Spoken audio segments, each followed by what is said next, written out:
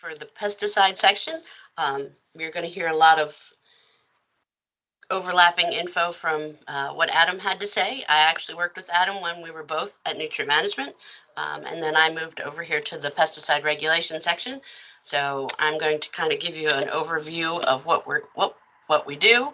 Um, so today's objective is basically to give you the grand overscheme, the 30,000 foot view of what we do, and basically the same thing, just to give you a lot of resources um, if you need to communicate with us in any way for some of these issues that we'll see as we go along. So again, I have all of the links in this presentation are active. So if anybody needs a copy of it, all you have to do is send me an email and I can send this right to you. So our staff, this is our staff. We have our program manager, Mr. Hofstetter. Myself, I'm an enforcement. We have a certification and training person that is responsible for all of our recertification classes and education. We have all of our office admin and our inspectors. So my next slide will show you the inspectors. This is all of our areas. Right now you can see the green is Inspector Braden Harpool. The blue, light blue area was actually mine, my territory, but I have moved kind of into the office, but I'm still kind of covering this and have some inspection duties, but we are looking for inspectors to fill these positions. We have an Inspector Yapa who's in Montgomery and Howard. Southern Maryland is Berhanu Argall. And on the shore in the red is David Parks. And again, we have another vacant position in the Southern Shore as well. So this is actually all of our inspectors, our cell phone numbers, and our email addresses. That's why, again, if anybody needs any of this information, I can make this presentation available to them. And you're always welcome to call your inspector in the areas that you're looking at. So what do we inspect? We basically are working with the Code of Maryland Regulations 150501, which is the pesticide regulations pertaining to the pesticide applicators law, the integrated pest management from notification in public schools, and FIFRA. Again, all of these links go right to the actual state document website as well as the FIFRA Act. So copies of our MDA pest reg books are available up here for pickup in our MDA room in 500, which is our main office. If anybody wants copies of this, as well as copies to give out to clientele. So the definitions of interest, this kind of gives you an overview of what we inspect, because pesticide basically is any substance or mixture intended for preventing, destroying, repelling, or mitigating pests. Regulators, defoliants, desiccants. A pest can be defined as any insect, snail, slug, rodent, nematode, um, fungus, weed. So basically, just about everything can be considered a pesticide. Anything from what's in your local grocery stores in the Lysol to Gramoxone, um, which is a restricted use product for ag side, and stuff that you might actually buy at your local hardware store. So because of this, we do several types of inspections: routine business inspections of license holder. That's ag businesses, structural, lawn and landscape. That's just a little bit of everything.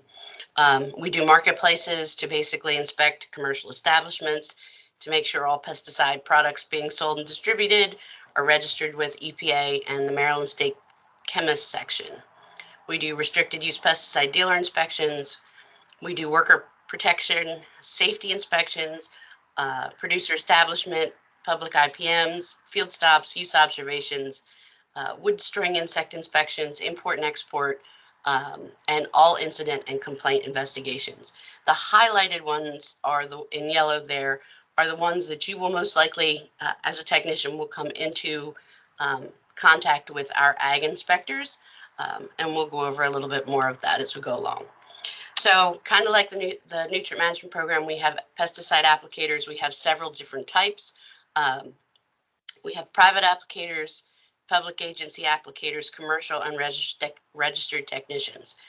Private applicators are the farmers, the individuals that that are using pesticides for producing an ag commodity on their own land or rented land. So they were the ones that work by themselves. This does require an exam and 4 credits of continuing education in a 3-year cycle. So the private license is a 3-year license. We have public agency applicators. This is typically state highways, any public agency, MDA, commercial pest control applicators. Those are the regular business licenses of pest control. We also have a consultant category, and that typically falls under commercial pest control applicator.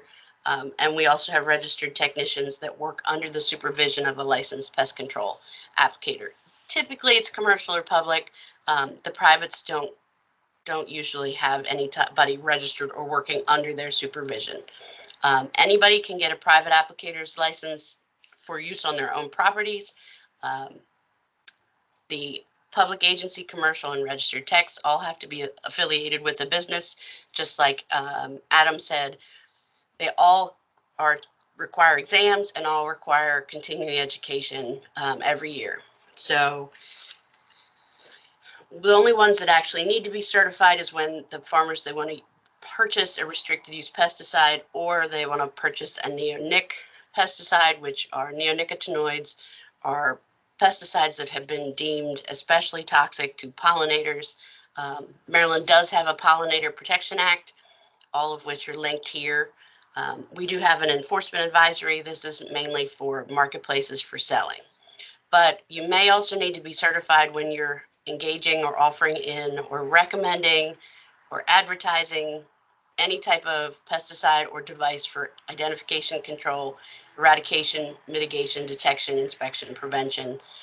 So you yourself may actually need a certification, or you may need to lead one of your farmers into this if they have any questions with that. So private applicator resources, this is where you can apply to take the private exam, along with the manual for core and private exams. We also provide for free. Um, Exams are proctored every other month here in Annapolis, Denton, and Boonesboro. We are only doing them in person. We do not have an online option for this at this point. Continuing education for the private applicators is typically done through the University of Maryland Extension, and is done for free. So this is what a private applicator card looks like. There's a certification number that all of the farmers, we really would love for them to all know it and keep it. But that is the number that they will have to use on their records or to purchase any type of restricted use products.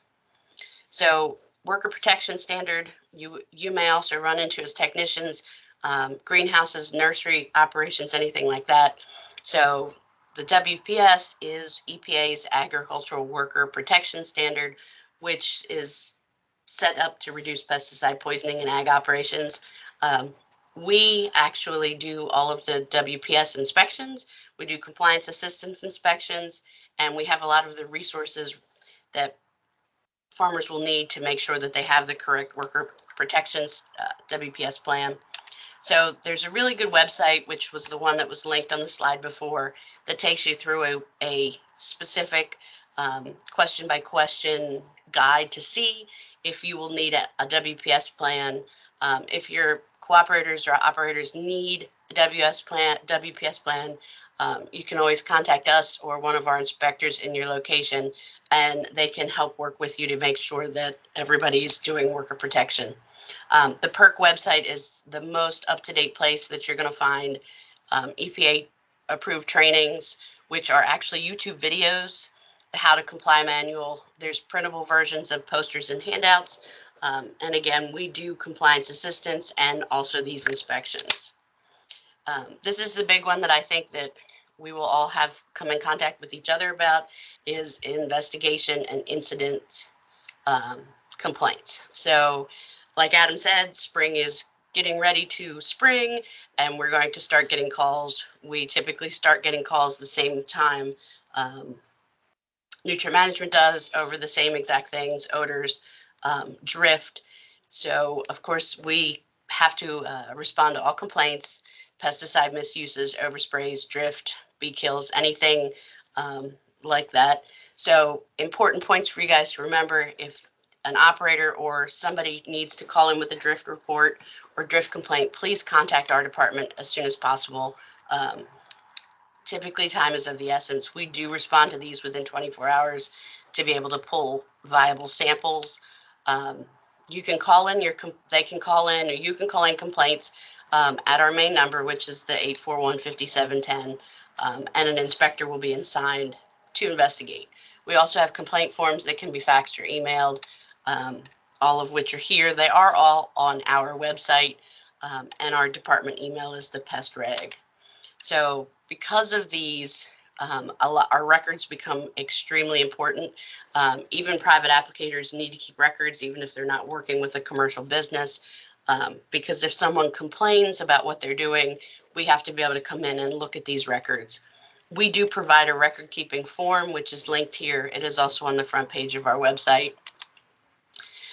Also, keep an eye out. You're going to get a lot of questions, more than likely, because USDA and NASS, which is the National Ag Statistics Service, will be doing another survey in 2023. So later this year, the surveys will go out again. We did one just last year.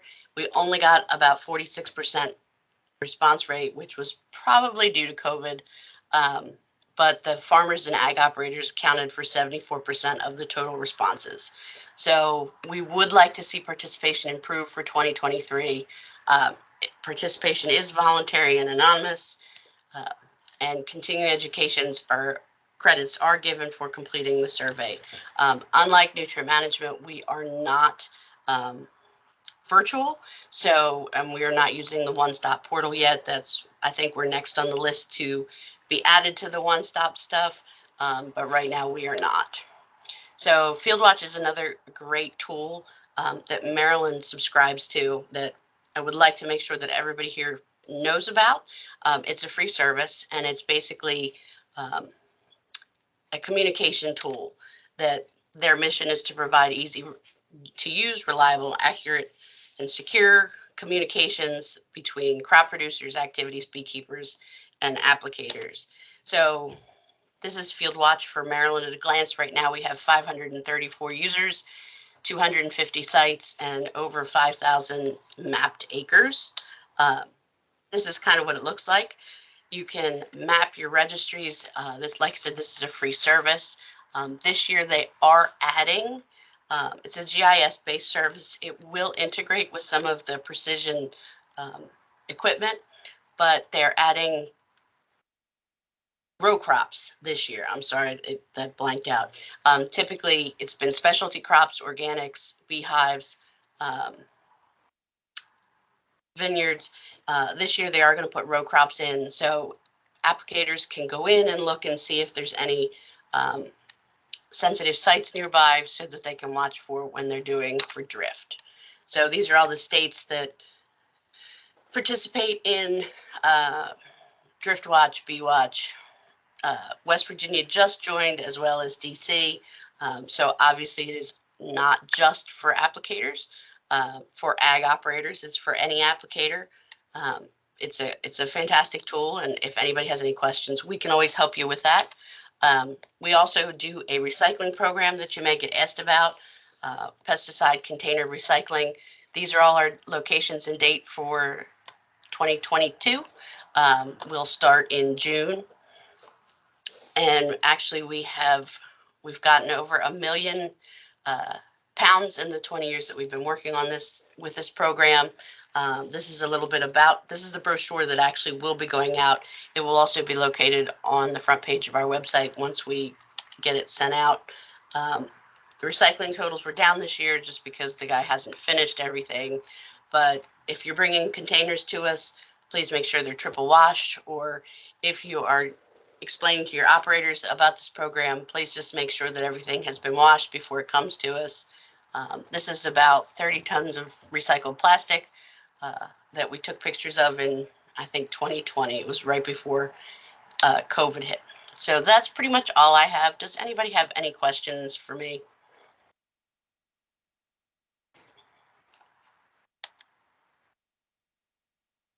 All right, thanks, Kelly. Any questions?